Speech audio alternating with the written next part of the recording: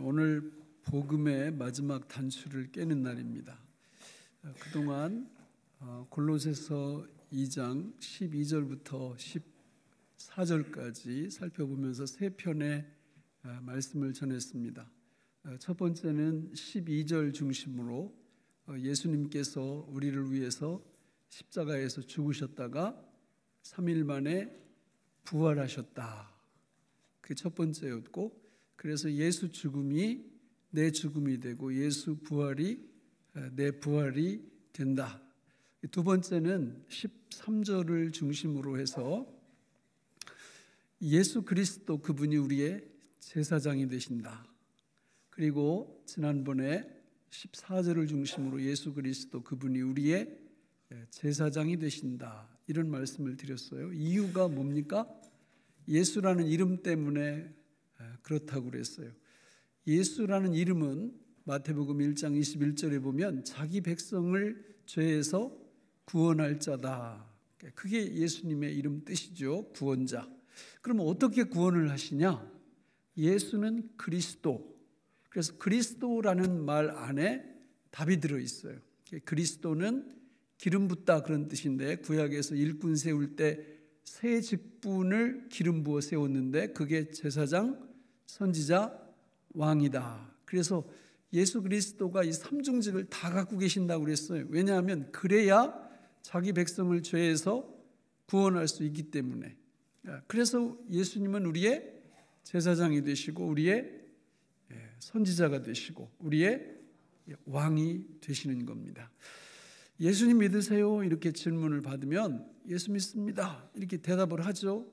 그게 무슨 뜻입니까? 그러면 요 말을 해야 돼요. 예수 그리스도 그분이 나의 제사장이신데, 첫째, 둘째, 셋째, 그 의미가 어떤 것이고 나한테 주는 축복이 무엇이고 내가 그것을 믿습니다. 예수 그리스도 그분이 나의 선지자이신데 그 의미는 첫째, 둘째, 셋째, 넷째에서 이런 의미가 있고 내가 이 사실을 믿습니다. 세 번째로 예수 그리스도는 우리의 왕이신데 그 왕이 첫째, 둘째, 셋째 나한테 이런 의미를 갖고 있습니다. 그래서 나는 예수님을 믿습니다. 이렇게 말해야 예수를 바르게 믿는 것입니다. 그렇지 않고 예수 믿는 거에 대해서 한번 말해보세요 이러는데 머리만 긁고 계시고 글쎄 뭐 그게 그렇게 중요한가 그냥 믿으면 되지 이렇게 말하면 나중에 큰일 날 수 있어요. 그러니까 예수님 아닌 다른 걸 믿을 가능성이 많습니다. 갈라디아서 1장에 보면, 갈라디아서에서 보면은 사도 바울이 강력하게 경고하는 게 뭐냐면 이 십자가에 못 박힌 예수, 삼중직을 가진 예수, 우리의 제사장이시며 우리의 선지자이시며 우리의 왕이신 이 예수를 믿는 이 믿음 말고 다른 믿음을 믿는 사람들이 많이 있다. 다른 믿음, 다른 복음을 믿는 사람들은 저주를 받을 것이다. 이런 말씀을 하고 있거든요. 그래서 이게 너무 중요한 거예요. 그래서 초대교회 그리고 지금 우리가 복음을 전파할 때 그 복음 전파의 핵심이 뭐냐? 예수는 그리스도라. 이게 복음 전파의 핵심이에요. 사도행전 5장 42절에 보면 우리 주님 제자들이 그들이 날마다 성전에 있든지 집에 있든지 예수는 그리스도라고 가르치기와 전도하기를 그치지 아니하니라 이렇게 말씀합니다. 그래서 정상적으로 예수 믿는 분들은 이걸 배워요. 열심히 배웁니다. 제사장, 선지자, 왕이 어떤 의미가 있고 나한테 어떤 의미가 있는지 그걸 믿을 때 어떤 역사가 일어나는지 이걸 부지런히 배우죠. 배우는 데서 멈추지 않아요. 너무 좋으니까 그 능력이 그 축복이 나한테 막 나타나니까 이거를 전파합니다. 다른 사람들한테.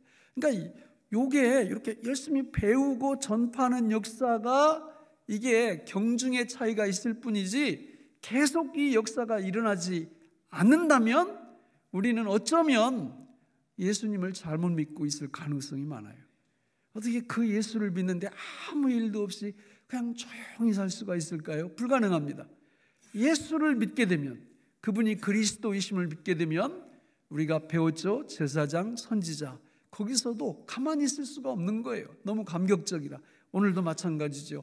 그분이 우리의 왕이 되신다라는 거는 이거는 정말 즐거운 일이고 정말 행복한 일이고 정말 영광스러운 일이기 때문에 가만히 있을 수가 없어요. 그래서 돌아다니면서 뭐라고 얘기합니까? 왕 바꾸시오, 왕 바꾸시오, 이렇게 얘기하는 거예요. 당신이 당신 인생의 왕자리에 앉아 있으면 파멸로 멸망합니다. 그러나 우리를 왕으로, 우리의 왕이 되시는 예수 그리스도를 우리의 왕으로 받아들이면 우리 인생이 활짝 핍니다. 이 얘기를 안 할 수가 없는 거죠. 그런데 그걸 그냥 침묵 속에서 살아간다. 그냥 교회를 10년, 20년 다니는데도 나만 잘 믿으면 되지. 이런 분들은 복음이 뭔지, 복음의 영광이 뭔지 경험하지 못하기 때문에 그 믿음을 의심해 보셔야 됩니다. 예수님께서 마태복음 7장에 그 나무는 뭘로 안다고 그랬어요? 열매로 알아요. 열매. 배나무는 배 열리고 사과나무는 사과 열립니다. 예수 그리스도를 믿게 되면 예수 그리스도의 열매가 맺히게 돼 있어요. 오늘은 그 마지막 번째로 15절을 중심으로 예수 그리스도, 우리의 누구라고요? 왕이십니다. 왕. 그 왕. 자, 성경에 보면 이 왕을 세 가지 관점에서 말씀해요. 첫 번째는 예수님의 초림부터 승천까지, 두 번째는 예수님의 승천부터 재림까지, 세 번째는 예수님의 재림부터 영원토록, 이렇게 3등분해서 설명을 하고 있습니다. 첫 번째로 예수님의 초림부터 승천까지를 보면 주님이 이 땅 위에 오실 때 참으로 초라하게 오셨습니다. 인간의 몸을 입으시고 이 땅 위에 우리 주님이 태어났을 때 온 소동이 막 일어났어요. 그냥 이렇게 표 안 나게 오셨는데 누가 표를 냈느냐면 막 들판에 양을 치던 목자들, 또 저 멀리 떨어져 살던 뭐 천문학을 연구하는 그런 박사들, 이런 사람들이 예수님을 찾아와 가지고 한다는 소리가 유대인의 왕으로 나신 이가 어디 있습니까? 이렇게 막 나팔을 불고 다니니까 그 당시의 왕이었던 헤롯 왕의 심기가 너무 불편해진 거죠.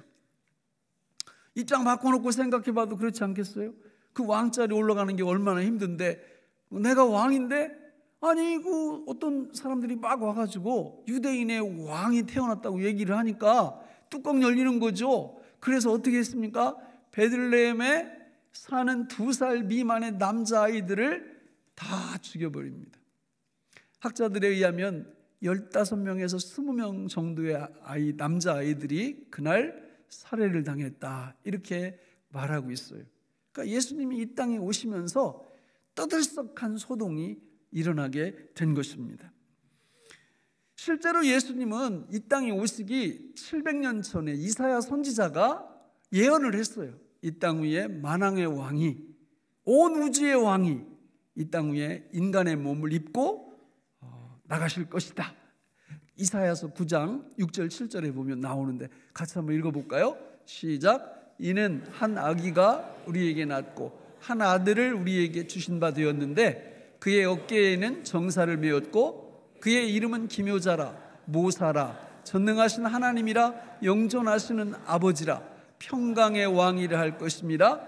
그 정사와 평강의 더함이 무궁하며 또 다윗의 왕좌와 그의 나라에 군림하여 그 나라를 굳게 세우고 지금 이후로 영원히 정의와 공의로 그것을 보존하실 것이라. 만군의 여호와의 열심히 이를 이루시리라. 그리고 저 말씀대로 우리 예수님께서 아기로 인간의 몸을 입고 이 땅에 오셨습니다. 그리고 이 땅에 오셔서 특별히 공생의 3년 동안 하신 일들이 어떤 일일까요? 나는 누구다? 왕이다 라는 일을 공생의 3년 동안 집중적으로 하신 겁니다. 예수님이 이 땅에 오셔서 수많은 병자들을 고치셨죠? 그 왜 그렇게 고치신 거예요? 예수님이 나는 왕이다라는 표시예요. 수많은 귀신들을 쫓아내십니다. 뜻이 뭐예요? 나는 왕이라, 그 뜻이에요. 우주 만물, 자연 만물을 우리 주님이 다스리십니다. 파도를 말씀으로 잔잔케 하십니다. 무슨 뜻이에요? 나는 왕이다, 그런 뜻이에요. 우리 주님이 이 땅 위에서 계실 때 당신이 왕이심을 계속해서 나타내십니다. 십자가에 못 박혀 돌아가시기 전에 요한복음 18장 말씀에 보면 빌라도하고 이렇게 주고받는 이 질문과 답이 나와요.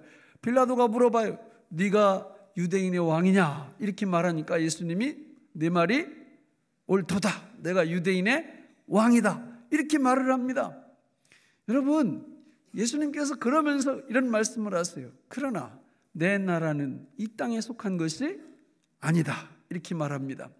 오늘 우리가 정말 복음을 제대로 알면 이 세상에서 어떤 행동거지로 살아야 될 것인가, 이게 답이 딱 나와요. 우리가 대한민국에 충성을 하고 애국을 해야 됩니다.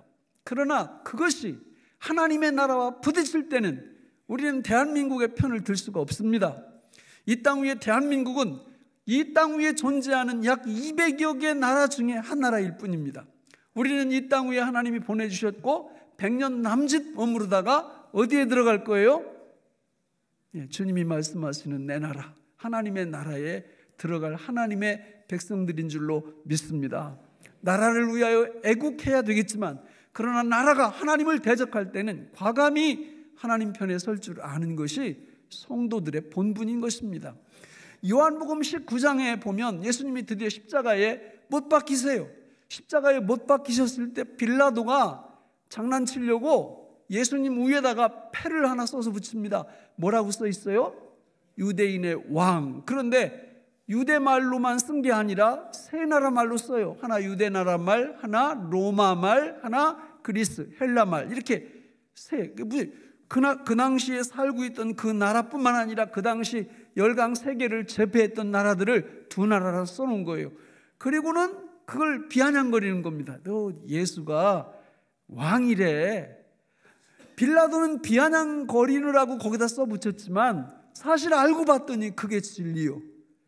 우리 주 예수 그리스도는 단순히 유대인의 왕뿐만 아니라 온 세계, 온 우주, 온 자연 만물을 다스리는 왕이심을 저희들이 믿습니다.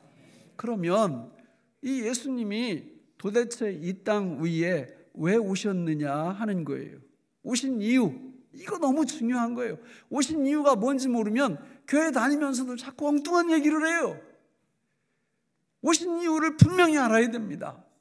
창세기 3장 15절에 보면 아예 성경 시작할 때부터 예수님이 이 땅 위에 가시면 어떤 일을 할 것인지가 기록되어 있어요. 같이 읽어볼까요? 시작. 내가 너로 여자와 원수가 되게 하고 내 후손도 여자의 후손과 원수가 되게 하리니 여자의 후손은 내 머리를 상하게 할 것이요 너는 그의 발꿈치를 상하게 할 것이니라 하시고, 지금 저게 누구하고 얘기하는 거예요? 하나님 아버지하고 사탄하고 얘기하는 거예요. 그러면서 너 여자의 후손으로 예수님이 나가서 내 머리를 상하게 할 것이다. 너는 그의 발꿈치를 상하게 할 것이다. 이 발꿈치는 십자가에 매달려 죽는 거고, 우리 주님이 부활하실 때 사탄의 머리가 상한 줄로 믿습니다. 예수님이 저희를 하려고 오셨다라는 것이 히브리서 2장 14, 15절에 보면 정확히 드러나요. 같이 읽어볼까요? 시작. 자녀들은 혈과 육에 속하였음에 그도 또한 같은 모양으로 혈과 육을 함께 지니심은 죽음을 통하여 죽음의 세력을 잡은 자 곧 마귀를 멸하시며 또 죽기를 무서워함으로 한평생 매여 종노릇하는 모든 자들을 놓아주려 하심이니. 주님이 이 땅에 오신 목적을 분명히 알아야 돼요. 주님이 이 땅에 오신 목적은 누구를 죽이려고 멸망하려고 오셨어요? 마귀를, 사탄을 멸망하려고 예수님이 이 땅에 오신 거예요. 그래서 그 사탄의 권세 속에서 한평생 매여 종노릇하던 저와 여러분들을 구원하시려고 우리 주님이 오셔서 십자가에 못 박혀 죽으시고 3일 만에 부활하심으로 사탄의 머리를 박살내시고 사탄을 멸하신 줄로 믿습니다. 거기서 멈추지 않아요. 우리 주님이 오신 목적이 요한일서 3장 8절에 보면 같이 읽어볼까요? 시작. 죄를 짓는 자는 마귀에게 속하나니 마귀는 처음부터 범죄함이라. 하나님의 아들이 나타나신 것은 마귀의 일을 멸하려 하심이라. 예수님이 이 땅에 오신 것은 마귀를 멸하려고 오셨지만 또 하나는 마귀의 뭐를 멸하려고? 마귀의 일을 멸하려고 이 땅 위에 오셨다라는 거예요. 교회의 목적이 여기 있습니다. 어떤 분들이 교회가 왜 이 땅 위에 필요하죠? 이러면 뭐라고 얘기하느냐면 교회 다녀야 바르게 살잖아요. 교회 다녀야 윤리적으로 도덕적으로 옳게 살잖아요. 그게 교회의 목적이라면 교회는 없애도 됩니다. 왜? 이 땅 위에 얼마나 종교들이 많아요. 불교도 많고 유교도 많고 그런 종교 믿어도요 도덕적으로 바로 살 수 있어요. 윤리적으로 바로 살 수 있어요. 기독교는 그게 목적이 아니에요. 기독교는 예수 그리스도께서 이 땅에 오실 때 마귀를 멸하고 마귀의 일을 멸하셔서 저와 여러분들을 구원해내시고 하나님의 택한 백성들을 영원한 생명으로 인도하시기 위해서 예수님이 이 땅에 오신 줄로 믿습니다. 그분이 이 땅 위에 오셔서 아기예수로 오셔서 그분이 왕이심을 이렇게 증명해 내셨어요.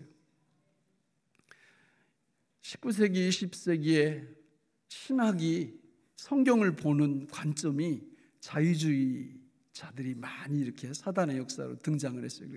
그래서 그 사람들이 뭐라고 얘기를 다 해놨느냐면 교회의 목적이 이 세상에서 빛과 소금이 되는 거다, 바르게 사는 거다, 윤리 도덕적으로 사는 거다, 이렇게 바꿔놨어요. 지금도 교회가 뭐 좀 잘못하면 벌떼같이 들고 일어납니다. 여러분, 우리 잘못할 수 있어요. 우리 연약하잖아요. 넘어질 수 있잖아요. 주님이 이 땅에 오신 목적은 그런 게 아니에요. 윤리 도덕적으로 살면 안 된다, 그런 뜻이 아니에요. 그런 것들은 저 후순위로 밀립니다. 예수를 믿는 이유는 예수 그리스도를 믿음으로 죄와 사탄과 사망과 율법에서 우리를 건져내시기 위해서 이 땅에 오신 예수를 우리가 믿고 신앙생활하기 위하여 교회에 다니는 줄로 믿습니다.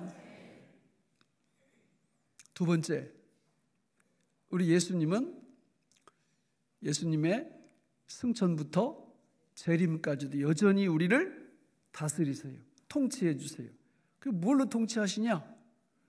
자, 여러분, 예수님이 이 땅에 오셔서 죽으시고 부활하시고 승천하시고 열흘 만에 이 땅 위에 누가 오세요? 성령이 오십니다. 그 성령은 갑자기 보내시는 게 아니라 예수님이 이 땅에 계실 때 약속하셨어요. 내가 가야 너희에게 유익하고 내가 가야 보혜사 성령이 오신다. 요한복음 16장 7절에 보면 그렇게 말씀하시면서 내가 가는 것이 너희들에게 유익하다 그랬어요. 왜냐하면 예수님은 육체를 입고 계시기 때문에 편재, 무소부재 하실 수가 없어요. 한 곳에 계시면 다른 곳에 계시지 못합니다. 예수님은. 그러나 예수님의 영이시고 성령, 하나님의 영이신 성령님은 동시다발적으로 어디에나 계시기 때문에 그분이 오셔서 예수님 대신 우리를 통치해 주시는 거예요. 그래서 성령께서 이 땅에 오셨다라는 것은 예수님의 구속사역이, 죽고 부활하시고 승천하신 사역이 성공했다, 그런 뜻입니다. 실제로 사도행전 2장 33절에 보면 이렇게 말씀하고 있죠. 같이 읽어볼까요? 시작. 하나님이 오른손으로 예수를 높이심에 그가 약속하신 성령을 아버지께 받아서 너희가 보고 듣는 이것을 부어주셨느니라. 예수님이 부활, 죽음, 부활, 승천하셔서 열흘 만에 가서 하나님 아버지께로부터 성령을 받아서 이 땅 위에 보내주셨기 때문에 성령이 오셨다라는 것은 역으로 예수님의 구원 사역이 성공을 거뒀다, 그런 뜻입니다. 그때 오신 성령님은 우리 안으로 오시죠. 그래서 우리를 다스리기 시작합니다. 우리를 통치하시기 시작합니다. 어떤 사람은 그래요. 나 예수 믿어요. 그러면 성령의 통치가 드러나야 되거든요. 근데 성령의 통치가 안 드러나면서 계속 예수를 믿는다고 하는 분들이 적지 않습니다. 이거는 아주 쉬워요. 내가 성령님의 통치를, 예수님의 통치를 받고 있는지 안 받고 있는지는 갈라디아서 5장 16절로 26절에 보면 거기 명료하게 드러납니다. 만약에 우리가 성령의 통치를 받는다면 성령의 열매를 먹고 사는 사람들이 돼요. 성령의 열매가 뭡니까? 사랑과 희락과 화평과 오래 참음과 자비와 양선과 충성과 온유와 절제, 이런 거를 먹고 살아요. 맛있을까요? 맛없을까요? 여러분, 창세기 1장 2장에 보면 인류는 두 열매 중에 하나만 먹고 살게 돼 있어요. 생명실과를 먹든지 선악과를 먹든지. 저 성령의 열매 이퀄 뭘까요? 생명실과예요. 생명실과입니다. 또 한 열매가 나타나는데, 또 한 열매는 어떤 열매일까요? 성령의 열매 반대는 악령의 열매예요. 악령의 열매. 그 악령의 열매를 오늘 저 성경에서는 육체의 열매, 육신의 열매 이렇게 표현합니다. 저건 자그마치 15가지나 돼. 15가지. 15가지. 19절부터 21절까지 보면 음행과 더러운 것과 호색과 우상숭배와 주술과 원수 맺는 것과 분쟁과 시기와 분냄과 당짓는 것과 분열함과 이단과 투기와 술취함과 방탕함, 이런 걸 행하면 뭘 유업으로 받지 못한다고요? 어디 못 간다는 거예요? 천국 못 갑니다. 저기 써 있잖아요. 하나님의 나라 못 들어간다고. 그러니까 우리가 실수해서 그런 걸 한두 번 저지르는 거 하고 허구한 날 우리 삶 속에서 이 악령의 열매가 계속 맺히는 거하고는 전혀 다른 겁니다. 여러분, 저 악령의 열매 중에 몇 가지만 얘기해 볼까요? 원수 맺는 게 원수 맺는 거. 예수 믿는 분들은 원수가 있어야 돼요, 없어야 돼요? 없어야 됩니다. 뭐가 있으면 안 되느냐? 꽁이 있으면 안 된다. 그 말, 꽁. 어떤 분들은 꽁을 갖고 살아요. 누가 실수하고 잘못하면 꽁 하고 있어요. 그러면 안 돼요. 빨리 그거 집어 던져야 돼요. 그거 우리 거 아니에요. 그거 악령의 열매라고요. 다 집어 던져야 돼요. 원수를 맺으면 안 돼요. 그 사람은 나에 대해서 원수를 생각할지언정 나는 원수를 생각해서는 안 됩니다. 왜? 그거 악령의 열매이기 때문에. 나는 원수 없어요. 여러분 혹시 저하고 왼수진 분 있어요? 저하고 왼수진 분 있을지라도 저는 원수 없습니다.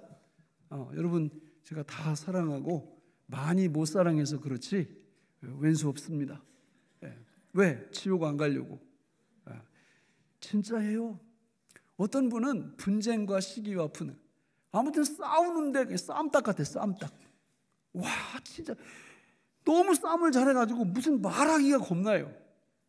이것도 가끔 싸울 수는 있죠. 그런데 허구한 날 잘 싸워. 그러면 이분은 성령의 열매가 아니라 악령의 열매를 먹고 사는 거예요. 또 어떤 분은 분냄, 화를 너무 잘 내. 막 갑자기 버럭버럭 소리 지르고 화를 내가지고 말하기가 힘들어. 이런 분들도 조심해야 됩니다. 어떤 분들은 그냥 이 앞에서는 다 천사 같은데 뒤돌았으면 수근수근 대고 그냥 누가 어떻고 저쩌고. 여러분 그러면 천국 못 가요. 한두 번 그러는 거야 문제가 안 되지만 허구한 날 험담하고 수근거리고 누가 어떻고 이러면 천국 못 갑니다. 악령의 열매를 먹고 사는 거예요. 그래서 그 갈라디아서 5장 16절로 26절 보면 16절에 보면 뭐라고 말씀하느냐면 내가 이르노니 너희는 성령을 따라 행하라. 26절에 보면 우리가 성령으로 살면 또한 성령으로 행할지니 이렇게 말씀해요. 그 얘기는 뭐냐면 예수 그리스도의 통치, 성령의 통치를 받으라 그 뜻이에요. 그거는 성령으로 살라 이 말은 바꾸면 믿음으로 살라 이런 뜻이에요. 이렇게 그분의 통치를 받는 방법이 세 가지가 있어요. 세 가지. 자, 첫째, 예수를 믿어야 됩니다. 요한복음 3장 5절 말씀에 보면 뭐라고 말씀합니까? 예수께서 대답하실 때 진실로 진실로 내게 이르노니 사람이 물과 성령으로 나지 아니하면 하나님의 나라에 들어갈 수 없느니라 이렇게 말씀해요. 성령으로 거듭나려면 누굴 믿어야 돼요? 예수를 믿어야 돼요. 예수를 믿어야 돼요. 그럼 예수 아까 제가 서론 부분에서 말씀드렸죠. 예수를 믿는 게 뭐냐? 그분이 나의 누구? 제사장. 그분이 나의 선지자. 그분이 나의 왕됨을 정확히 알고 믿을 때 예수를 믿게 되는 거예요. 그게 첫 번째예요. 두 번째는 그 예수를 믿게 되면 성령님이 우리 안에 들어오세요. 고린도전서 3장 16절에 보면 이렇게 말씀합니다. 같이 읽어볼까요? 너희가 하나님의 성전인 것과 하나님의 성령이 너희 안에 계신 것을 알지 못하느냐. 우리 안에 누가 오신다고요? 성령님이 월세로 전세로 오시는 게 아니라 아예 우리를 사서 입주를 해버리셔요. 그래서 그분과 삼동이 시작되는 겁니다. 성령님과 동거, 동행, 동역이 그때부터 시작되는데 이걸 두 번째로 믿으셔야 돼요.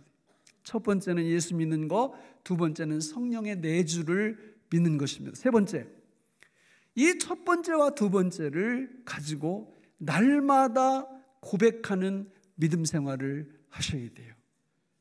이 세 가지, 이걸 통해서 누구의 통치를 받는다고요? 성령님의 통치, 예수 그리스도의 통치를 받게 되는 겁니다. 이렇게 될 때 우리는 무슨 열매를 먹고 살아요? 성령의 열매, 생명나무의 실과를 먹고 살게 돼 있어요. 먹기 싫어도 그걸 먹습니다. 근데 이 세 가지를 안 하면 중간은 없어요. 무슨 열매 먹을까요? 악령의 열매를, 악령의 열매. 그냥 안 봐도 알아요. 이 세 가지, 예수님 믿고 성령의 내주를 믿고 이 두 가지를 날마다 고백하게 되면 성령의 열매를 늘 풍성하게 먹고 살고, 이 세 가지를 안 하면 나도 모르는 사이에 그냥 뭐만 먹어요? 악령의 열매를 먹습니다. 인생 재미 하나도 없어요. 악령의 열매를 먹는 사람들은 선악과 열매를 먹는다 그 말이에요. 선악과 열매를 먹으면 주로 밥 먹고 하는 게 뭘까요? 뭐예요? 선악 가리는 거지. 선악 가리는 거. 그냥 맨날 옳고 그러고 막 부부싸움 할 때도 네가 잘했냐 내가 맨날 옳고 그름만 따니까 아침부터 밤늦게까지 하는 게 이게 정이고 이게 불이고 이게 옳고 이게 교회 와서도 뭐 이게 옳고 이게 그러고 이게 선악과 옳고 그름에 이 함정에 빠져서 헤어나오지를 못해요. 그러다 보니까 네가 나쁜 놈이고 나는 좋은 사람이고 맨날 이러고 싸우고 갈등하고 원수 맺고 그러는 거예요. 우리가 하나님 앞에서 예수 그리스도의 통치, 성령의 통치를 받으면, 예수님을 믿고 성령의 내주하심을 믿고 그것을 날마다 고백하면, 예수님 내가 주님을 믿습니다. 내가 삼동을 믿습니다. 예수 죽음 내 죽음, 예수 부활 내 부활임을 믿습니다. 성령의 열매를 믿습니다. 이런 고백을 통해서 성령의 통치, 예수 그리스도의 통치를 받게 되면 사랑과 희락과 화평과 오래 참음과 자비와 양선과 충성과 온유와 절제를 우리가 늘 배부르게 먹고 사는 그 축복을 받게 된다 그 말씀이에요. 저는 우리 교회에 나오는 분들이 다 이런 분들이 되시기를 바라요. 근데 주님이 충격적인 말씀을 하시죠. 마태복음 7장에 보면 원수가 내 밭에 뭘 뿌리고 갔다 그래요? 가라지. 뭐 제가 사탄이라고 해도 그러겠어요. 교회 얼마나 좋아요, 토양이. 여기다가 뭘 뿌려요? 가라지를 뿌리는 가라지. 가라지를 뿌리면 가라지가 막 잘 커요, 안 커요? 농사 접은 분들은 다 아실 거예요. 가라지는 너무 잘 커, 너무 잘 커. 가라지가 너무 잘 크는데 주인이 그걸 봅니다. 저걸 뽑아야 되는데, 근데 제자들이 물어보잖아요. 저희들이 뽑을까요? 그러니까 뭐라 그래요? 놔라, 추수 때까지. 왜? 그거 뽑다가 알곡도 다친다 이렇게 말씀하거든요. 이게 너무 안타까운 말씀이 안타까운 말씀. 이게 무슨 얘기냐? 이렇게 설교를 그냥 땀을 뻘뻘 흘리면서 이렇게 해도 이제 끝나고 나가면서 이 집사가 그렇게 나쁜 사람이야? 야, 아니 어째 그 모양이야? 이래가 갑자기 왼수를 만들어 버리고 수근수근 대고 뒤에 가서 또 뭐라 그냥 이렇게 막, 여러분 그런 게 가라지 행동이거든요. 성령의 열매를 먹으면 절대 그럴 수가 없어요. 어떻게 그래요? 어떻게 수근수근대요? 어떻게 뒤에서 뒷담화해요? 그럴 수 없는 거거든요. 근데 가라지가 있으니까. 가라지는 그럴 수밖에 없어. 왜? 성령으로 거듭나지 않았거든. 성령님이 그 안에 살지 않거든. 예수님을 믿어본 적이 없거든. 저는 원하긴 우리 교회에 이런 가라지는 한 분도 없기를 바랍니다. 다 알곡이 되셔서 천국 창고에 다 들어가시기를 주님의 이름으로 축원합니다. 마지막 세 번째는 뭐예요?